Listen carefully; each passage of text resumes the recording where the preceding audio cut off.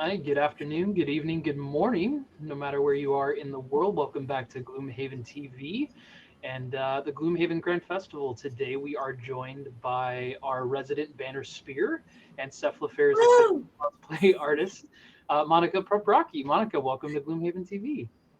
Hey everyone, it's so nice to be here. Back. I know we just had a stream with the rest of the team last week.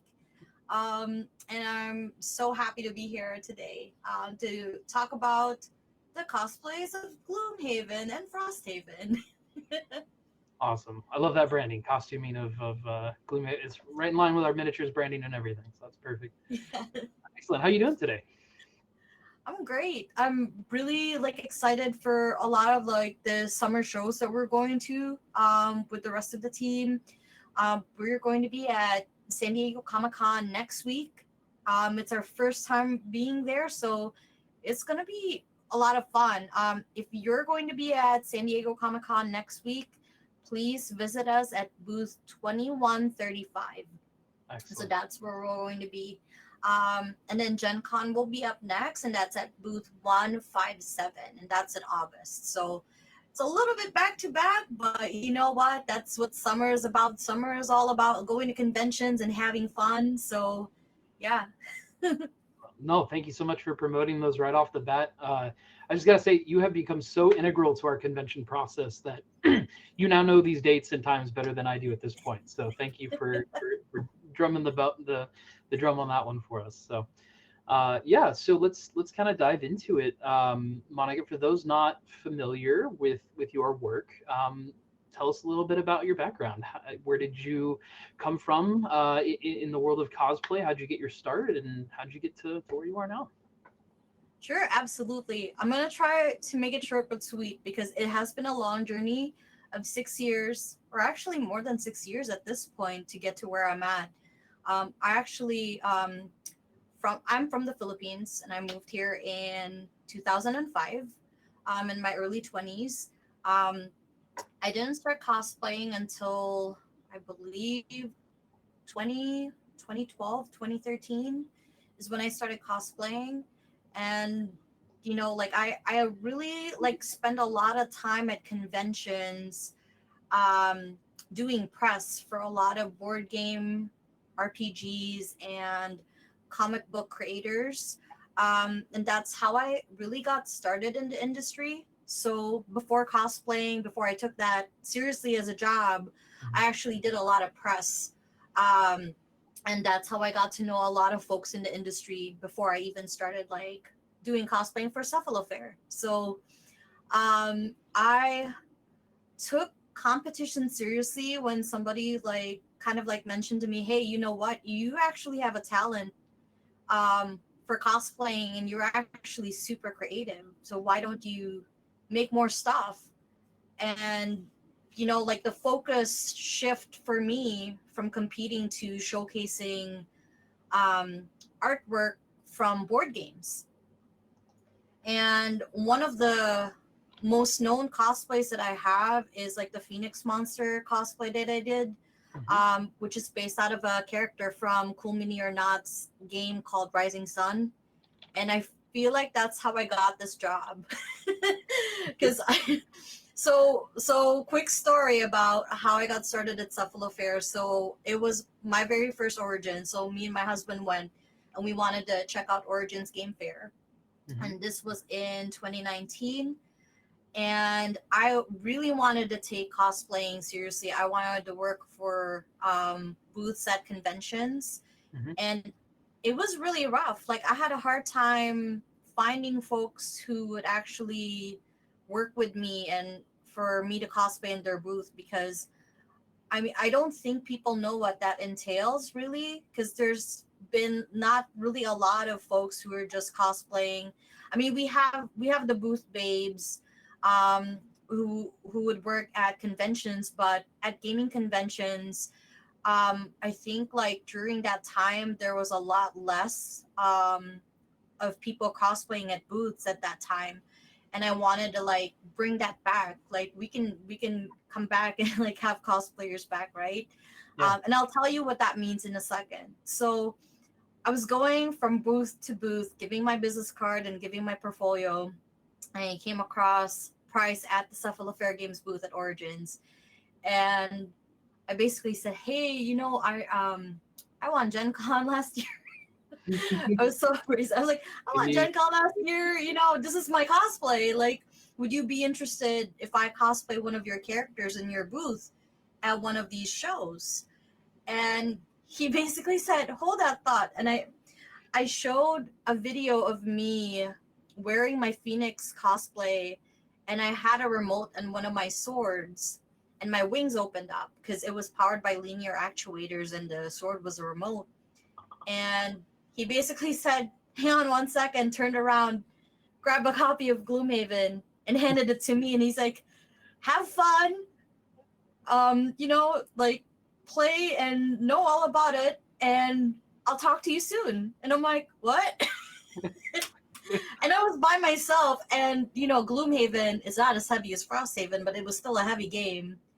And I think because of my adrenaline, and I was in shock, like, he just handed me this game, and at that time it was like more expensive than it is now. So I was like, what just happened? It's just like carrying this heavy game with me. And I'm really short, by the way. I'm like 4'11". But yeah, I was carrying this, and I called my husband. I was like, "I'm really confused what just happened right now. Like, he just handed me this game." I actually forgot about that, so I'd like to retroactively apologize for putting that weight carry job on, because that was heavy. Yeah. But yeah, it was a heavy game. But at least it wasn't Frosthaven. I'm glad I didn't apply when Frosthaven was out, because that I wouldn't touch. Yeah. Hey, it's Alice is online. Hey, Alice. Hey, Alice. Rage Badger is one of our favorite demo people in the booth. She's absolutely amazing. Please watch her channel on YouTube, etc., etc. Yeah. But yeah, like No, I do after recall, that, Monica, you coming to the booth. Like, it's still, well, I might have forgotten that bit. Seeing, the full wings of that Phoenix costume that you had done, and even your business card took me aback, because it was like this full artwork trading card that you had put together that had like stat lines, and it had like a character description and bio and stuff, and it had like little flavor corner text and stuff. So just impressive on all fronts, and cosplay was something we were looking at, and wanting to go that super thematic character driven route, and less the sort of traditional expo based, hey, look, we're being flashy, come check out, what's going on. And so yeah, it was just, it was also our first Origin, so it was also an incredibly overwhelming experience at the same time, trying to field, a ton of excited, customers coming in and fans wanting to play the game, but also first time media inquiries and licensing inquiries and things like that. So having you come up to the booth, yeah, it was a no-brainer. It was like, yep, that's what we've been looking for. We'd love to work with someone like that. And so, yeah, I threw a game at you, and the rest is history. So yeah, that's great. And let's tell everybody, what was that first project build that you did for us? So the first project build is my most memorable cosplay experience I've ever had. It's building, well, what I have here, I can move her real quick. There we so go. Miss Banner Spear, you can kind of see her. There she is. There she is. This is the OG character, Cephalofair cosplay that I started. That's cosplay number 1. Banner Spear from Frosthaven. So Price contacted me a few months after that whole Origins thing happened, and basically asked me to create a cosplay based out of an artwork, which is this said artwork.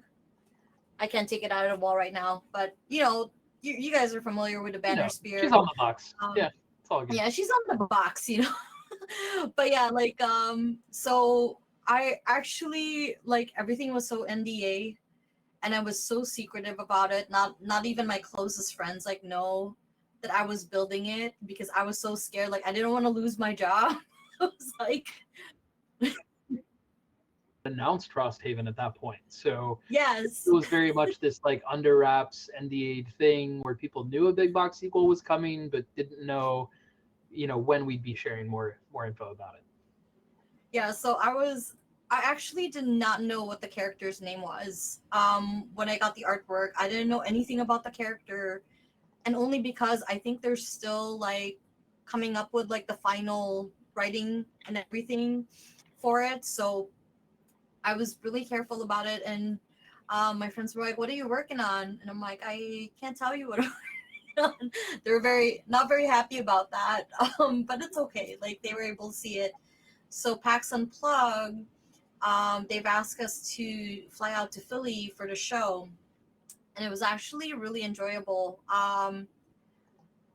Where do I even start with PAX Unplugged? Because it The was like first a one in 2019. whirlwind. Yeah, so that was our reveal show for Frosthaven. So up to that point, we had teased a big box expansion was coming. We hadn't, shared any information about what was going on. And so at that show, yeah, we kicked it all off. We had window decals, I think, which is where the world saw it for the first time, was the words Frost and Haven put together, and they kind of went, all right, let's tie these strings together. And then yeah, we had the panel, I think, on day one, in which you helped lead the crowd into the assembly hall, which was a lot of fun. Got to do some crowd engagement there.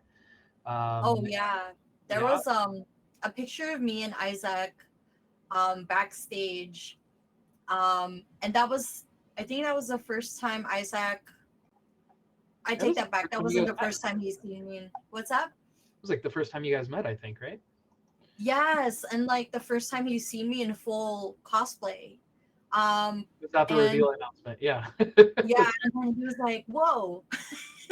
like, it's like I'm here, and we were kind of like going through the lines of like, "Oh, how do we do this?" And actually, Price have asked me to find fake snow. Yes. Did I tell you to throw it all over Tom Vassell? I'm not sure I did. Maybe, Okay, maybe. maybe he did, maybe, but it was so funny because I was like, I was telling Price like, "Oh yeah, like I'll find it. Don't worry, I'll find it," and I did. And I was like, I was kind of scared because I had told him I was gonna find it, and I've never been to Philly before, so I didn't know what I was doing. You found But we fake found snow one. in Philadelphia while we were there. It wasn't that you ordered it; you went out and found it physically in the city. Yeah. I was still impressed by that. I don't know how you managed. So I lucked out. Like everything was just like I guess it was like fate. But I lucked out. I found the fake snow. I threw it on Tom Vassell, and he did not know what was going on with the fake snow. no clue. Um, it was hilarious. So, thank you for making me do that.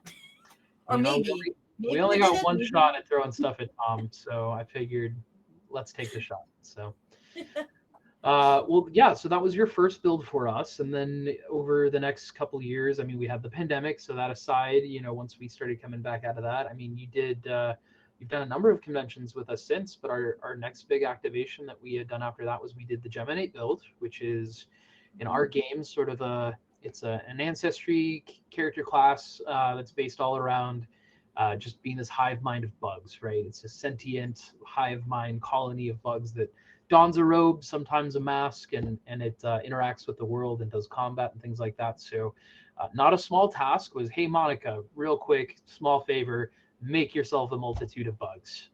So talk to us about how you made that transition into Oh man, full blown purple monster. So that was a fun build. I actually a lot of folks when they come to the booth, that's the first thing they take pictures of sometimes. Because it's huge. It's a yeah, two-headed being, and it's just standing there, sticking out like a sore thumb with its like um, magenta colored fabric.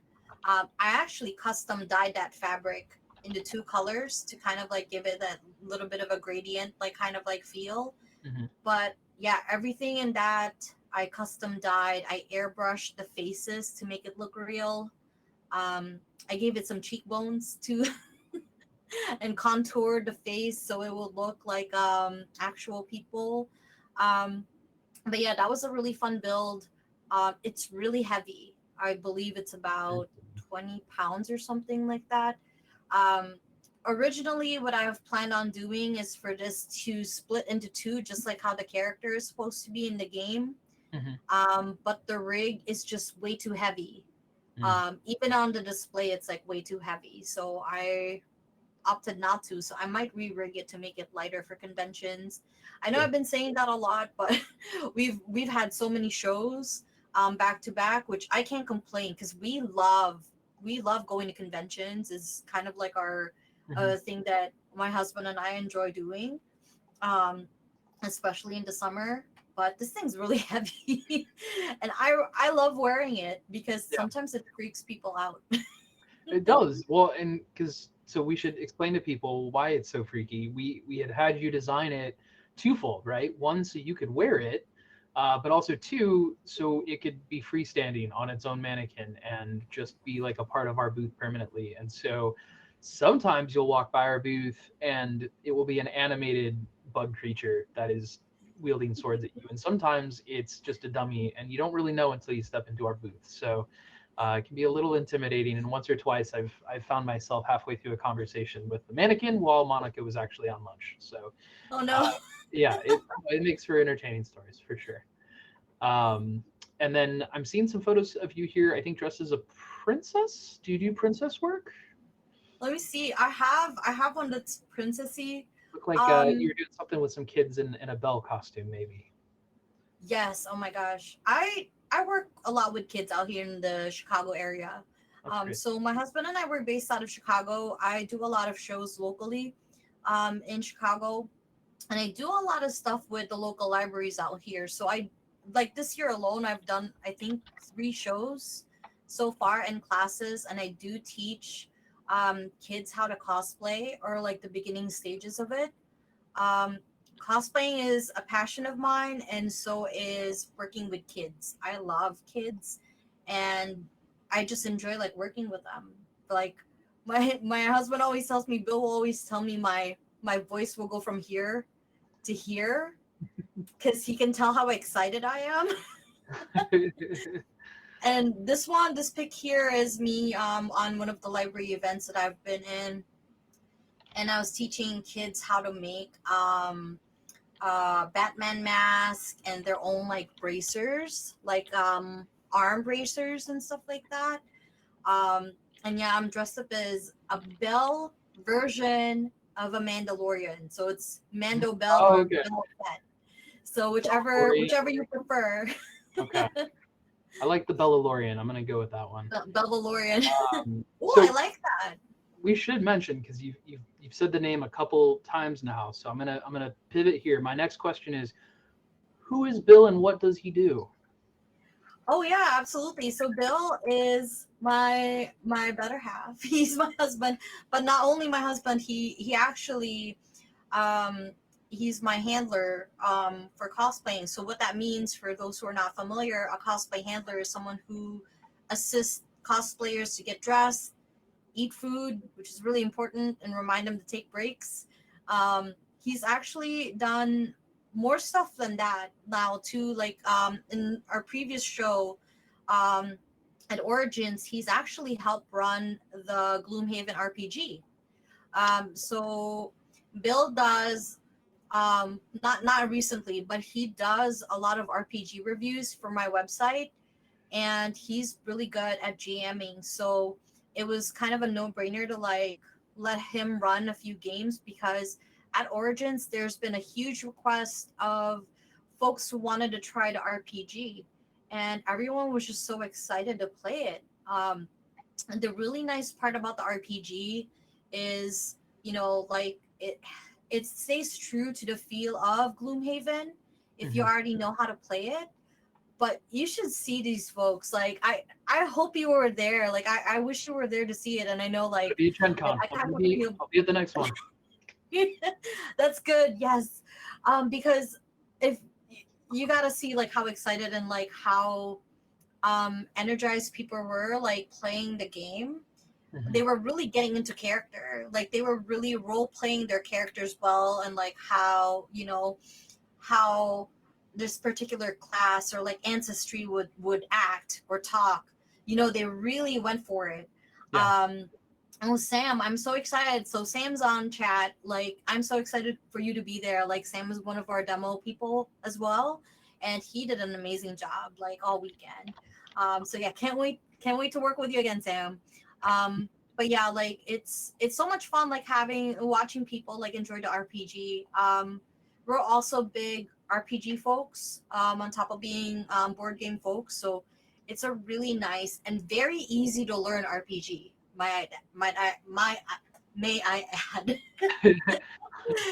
I stutter sometimes. English is actually my third language, so I stutter plenty of times, and it's my first. So, Streamland is a whole different place where Price is still learning to get words out of his mouth. So, you both.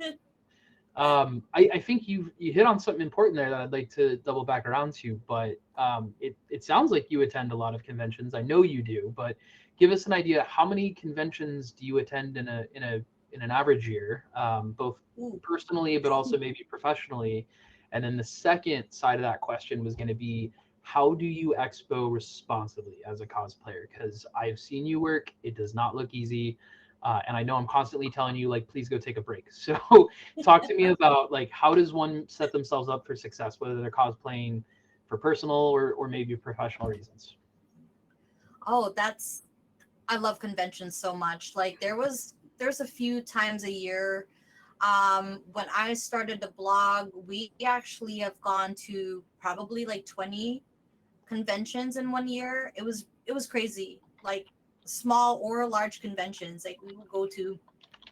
We love the community out here. It's such a huge like community. And there's a lot of like smaller conventions and library conventions that we enjoy going to because we get to talk to folks. Professionally, I have been to, counting also the Cephalofair Games booth work that I do as well, probably around like 6 to 7 a year. Um, and I've gotten like I had this health condition that just happened recently. I'm not gonna go too deep into details about that, but it kind of like signaled for me to slow down just a little bit, and like take care of my health. So it's really important, um, to look out after yourself when you're at conventions. Um, so since I had my new health condition now, um, I needed to take breaks, which you're supposed to do anyway. You know, you're supposed to hydrate, you're supposed to take breaks. One of the big things too, we have noticed, the air conditioning in conventions, and this is with any convention, it has become really unreliable. It's been really hot, so I have fans that I hide under my armor. So I have this around my neck like this, and because of this part here of the my armor, you can see like there's like a sun thing. It kind of hides it, which is nice, so people can't see the fan right away. But I also have a neck fan that's inside my armor that keeps me cool. I'm looking forward to wearing both those fans at San Diego because I'm not sure what to expect as far as heat. Like I said, you know, it's gonna be our first San Diego Comic Con, so it'll be interesting. But yeah, like definitely stay hydrated. It has opened a lot for me, knowledge wise, when it comes to people who have mobility issues. Last year was a tough year for me because I've had about 8 procedures last year, and I worked each procedure around each show that I was working. That way I'll be able to walk. But since it was tough, I had a walker with me. So that's why a lot of folks like would see me with walkers or like a cane at shows, and they would ask like what happened. Because I had, you know, like I had all that going on. Um, but it's really important like to find out like even the simplest things about like which door to go to. It's so crazy like how that's changed for me, like how easy it is to get into the convention center, or what's the shortest path to take, or where there are ramps, you know, like stuff like that. You never really think about that until, you know, you're mobilely challenged. Sure. Is that the right term? But yeah. Totally. Yeah. But yeah, it's really opened my eyes about that. Like it's crazy. So yeah. Well, that makes sense. I do it. Like, I know we had some troubles even last year, like with some of the conventions, just figuring out what rooms had changed to where, and how to get to such and such panel, just finding it, right? Not just even getting to it, but finding it in the first place was difficult. So you add on top of that navigating halls full of people and elevators and escalators that may or may not be working and things like that. So I think that's a great point, and definitely worth calling out so people are more aware, and one of the best ways to set yourself up for success ahead of time. So great. So you mentioned San Diego Comic-Con. I am very excited for this and also incredibly jealous because I won't be going, but No.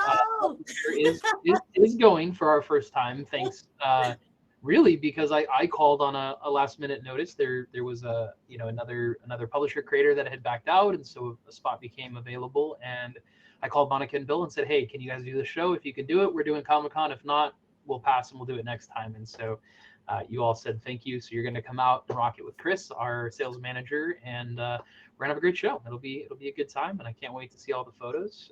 We're at the same hall as Marvel, I've been told, so that should be fun. That's a little bit exciting for me, just a little, but Yeah, so we're literally a booth away from Marvel. So there's the big Marvel booth, another booth, and then us. So we'll be we easy don't to know what find. to expect. Yeah, look for Marvel, you'll find us, I'm sure. Yeah. And I was hoping you would be there. Prices really in high demand when we when we go to conventions. Everyone wants to talk to Price. So in a way, I'm kind of glad you're taking a break too, because when he's at conventions, he is working nonstop, like nonstop. Like he is a very very hard worker, and I think that's part of what makes our team like run really well. Like all of our people who work at the convention and like behind the scenes, everyone's a hard worker. There's a reason why a lot of folks have been working for Cephalofair for a long time and want to work for Cephalofairs, because everyone is just easy to get along with, and everyone just bring their A game like every time. Thank you, Monica. That means a lot. And honestly, just you and Bill have made doing the shows that much more fun, right? Not just doing the show and seeing kids' reactions, right, to the costume, or seeing fans get to like battle you with swords, but like even just after the show and before the show, like you guys have become part of the setup process, you become part of the teardown process, you become part of dinners and evening games and things like that. So we're really lucky to have you both part of the team, and excited to constantly be working on new costumes and props and photo booths and stuff like that. So it's one of the corners of the company that really we feel like we get to do anything we want when it comes to putting a booth together and coming up with fun ways to engage a live community. So yeah, just appreciate you being part of it. So I wanted to ask you here, I know we're kind of wrapping up on time, but cosplay, obviously that's a tremendously creative activity, right? For some people it's a hobby or just a side craft, but for you it's like a full professional thing, in addition to what I understand is a full-time job that you have. So when you are not working as an accountant by day and doing cosplay as a cosplay professional by night, are you still just doing cosplay for fun, or do you have other just nerdy fun hobbies that you enjoy that complement those other things? I love this question so much because I sometimes when I have live streams like this, and then I mentioned that I'm an accountant, which I am actually, not a spicy one, which is nothing wrong with being a spicy accountant. But it's funny because like my LinkedIn like searches, like I have an uptick like the day after. But anyway, like I do accounting. I specialize in nonprofit accounting currently, and I have my 9 to 5. I am very blessed to have that job as well as this one, because it allows me that flexibility to work from home, especially when I was having health issues, and also being able to travel for conventions, because um like it's a very physical job. Like being a cosplayer and being at the booth is very physical. It's a lot of physical work. It goes beyond just like standing there. I do a lot of stuff too. Like I talk to fans about the game. I talk to the fans about any questions they have about the products and stuff like that. I have also been cosplaying for fun. I have a group of friends here that I cosplay as a group. I haven't done that recently only because we've all been just busy with life, and I've been focusing more on um, pretty much like upgrading my cosplays for the next following shows. Banner Spear has been worn since 2019, and she's Yeah. taken a lot of beating. Like Like she's taken, literal beatings. I've seen it happen when you're in the yeah, photo. Yeah. true. that It's was been beat up. that was part of what easily cinched the deal on a multi-year relationship, was not just the impressive stuff you showed us when you asked us to cosplay in the first place, but was your first appearance in booth when you would actually yell at people just casually passing by the booth, be like, come at me, fight me, and you'd Oh like my god. them and engage them in martial combat. So yeah, your ability to pick fights with people at conventions, we put that pro column of work Friendly on. fights, not real fights. Yeah, friendly combat. Not As friendly as it can be. yeah, But I was picking fights with people because I basically wanted to be in character. I didn't entirely know what character, but we needed people to. I wanted to bring people to the photo booth because they didn't really know what was going on because there were hats everywhere, which looked really cool. There were hats all over the place. Like everyone was wearing the Algox hats, and it looked really cool. But I wanted people to take photos too, with or without me, and I was asking people to come fight me so that they can come over to the booth. And I think the energy level they were expecting were here, and I was like up here. they, yeah. had to, they had to tell me to like simmer down. No, it was great. I loved it because there was so much work getting up to that point. So once it was there, it was like, let's lean in all the way. Let's play. Let's role play. Let's do it. So excellent. And so then so that to cosplaying for fun, you still get a bit of that in. It sounds like that's good. Sometimes when our hobbies become a job, it takes some of the fun out of it. So that's always good to hear that you're still enjoying doing it. What about video games, board games? Do you have any favorites that stick out that our Well, community might relate to you on? other than our stuff, which I do play, by the way, because people always ask me like, do you play the game? Of course I do. Like I wouldn't, I play the game. That's part of the reason why I got into it in the first place. Um, the folks at the booth too, they bring their own games. When we're out at conventions, which is really nice. Like Chris always has a bunch of games that he brings. Mhm. Um, we had a couple of games that we played, and I forgot the names on top of my head, but they were cool. I know that Price and I have been talking about Marvel Crisis Protocol, and one of these days we're gonna play. Shh. Yeah, I might have got my first There box. you go. Yeah, I broke the seal. I'm officially getting into that, and I'll bring Miles and Gwen, Ghost Spider, to our next convention. We'll break that up. Yes, we can't wait to play with you. That game is just so it's a miniatures game for those who are not familiar. Um, what I like about that is the cards, the movements that you have, it stays so true to the character. Yeah. Whether in the comics or in the movie.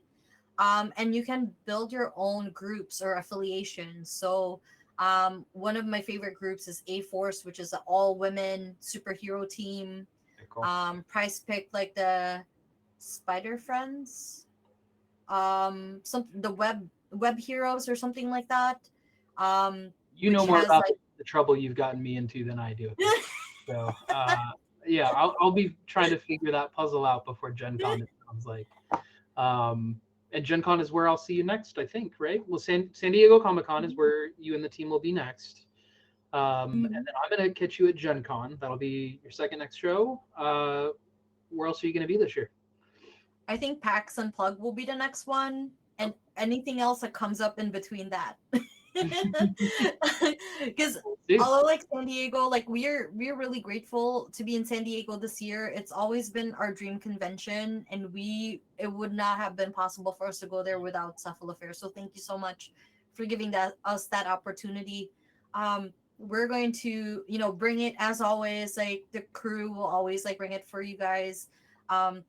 I know like Isaac and Price, they've taken a step back going to conventions this year, but only because they have all these cool and huge stuff like in store for everyone. So please watch out for that. If you think like this festival that's going on in Backer Kit right now is it, like there's more stuff coming and it's just Nobody told me. That's news. So. you're just excited Thank for you. vacation. Thank you for being in our corner as always, Monica. And yeah, I'm looking forward to doing a couple big shows with you this year at the very least, and then resuming more shows next year. So really looking forward to that. And yeah, in the meantime, if folks need an update and want to learn more about what you're doing in the cosplay world, where can they find updates on you? Sure. You can find me at Geeks a Go on all social media platforms. Go to Monica. And yeah, you can just you can go to the website as well and you can see some of my work. I put a lot of details into how I build my competition pieces because I used to do competitions quite a bit before I started working for Cephalofair Games. But yeah, check out the updates there. I'm very active on Instagram, so you'll see a lot of like what my goings on during the week and when the next shows are and like current projects that I have. Excellent. So geeksagogo.com is the best place. We'll follow you on Facebook and Instagram as well, and we'll keep seeing you appear in Cephalofair photos too, I think, for the indefinite features. So again, thank you so much, Monica, for joining us today on Gloomhaven TV. Thank you, everybody at home who has joined us as well. Hope you've learned a little bit more about cosplay, or at least about how Cephalofair enjoys expoing at conventions.